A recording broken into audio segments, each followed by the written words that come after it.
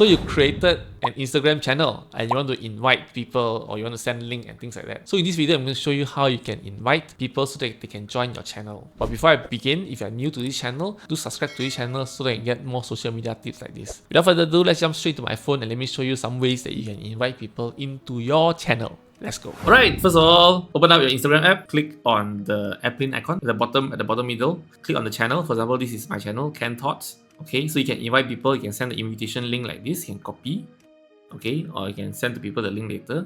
You can put QR code, done. You can add to story if you want to, please follow. Okay, if you want to share to people as well. If you want to as well, you can just share directly to that person. And then if you want, you can invite collaborator as well. So whoever you want to collaborate, which is great. So yeah, so that's how easily you can invite others to join your channel. So you just have to share an invite link, get a copy link, or you just through story or give QR code, or you can just share directly to that person itself. So yes, I hope this is helpful for you. If you like what I share, do give me a like and subscribe to this channel. Thank you so much for watching and I see you next time. Goodbye!